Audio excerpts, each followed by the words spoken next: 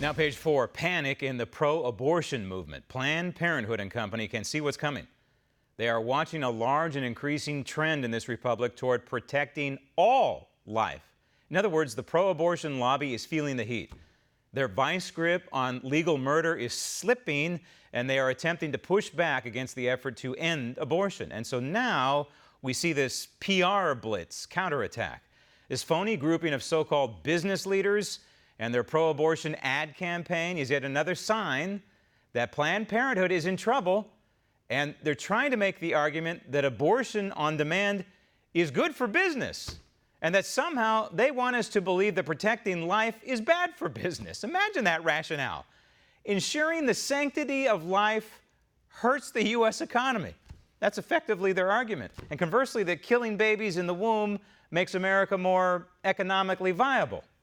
Meantime, in Maine, these radicals are attempting to allow non-doctors to perform abortions. And in Missouri, this is where Planned Parenthood is fighting for its very existence. The sole remaining abortion facility in the Show Me State, a Planned Parenthood abortion mill, is on the verge of being sucked down a sink.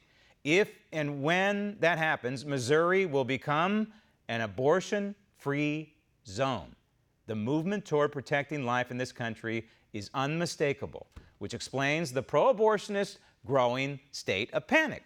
And this discomfort is shared by the pro-abortion politicians on Capitol Hill, like the serpent congressman from New York, Jerry Nadler.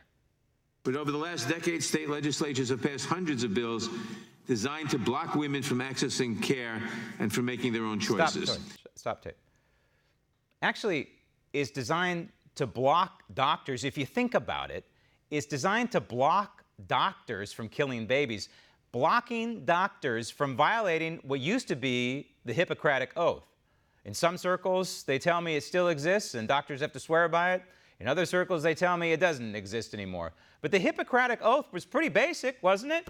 Among other things, it said, hey, you have to protect all life. If you want to be a doctor, you have to swear that you're going to protect all life.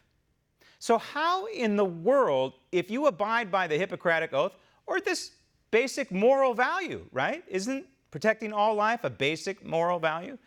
How in the world can you be a doctor, a licensed physician, if you are an abortionist? It seems antithetical to each other, doesn't it? At least it does to me, but probably not a guy like Jerry Nadler. Can I call you Jerry? Jerry, is that all right? I don't care if it is. Roll tape. These laws impose medically unnecessary regulations on doctors and on clinics. Stop tape. No. Unnecessary, like admitting privileges to hospitals. Now think about it. We're talking about abortion here. In some cases, unfortunately, I don't even like to talk about it, but we have to be real. In some cases, in some states, we're talking about a third trimester abortion. And there are lives at stake. Yes, the life of the baby is being snuffed out, unfortunately. But there is also the life of the mother. And this is tantamount to major surgery. And so these abortionists are performing this procedure without admitting privileges to hospitals. And by the way, they're screwing up X percentage of them to the point where some of these women have to go back for a follow-up because the abortion wasn't complete. Again, I don't want to get down into the details of this, but this is the reality. This is what, using non-sterile equipment, this is what's happening in some. Look at Dr. Gosnell, who's now thankfully in jail. Look what he was doing in Philadelphia, the most underreported story by the mainstream media of the decade. This Kermit Gosnell, the butcher of Philadelphia. Look what he got away with so-called legal and regulated, which is not, legal and regulated abortion. That's the reality, Jerry. Roll tape.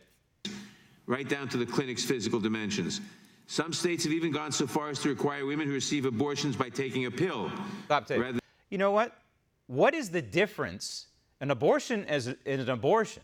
What is the difference between using surgical instruments to perform the abortion and taking a pill? It is still an abortion.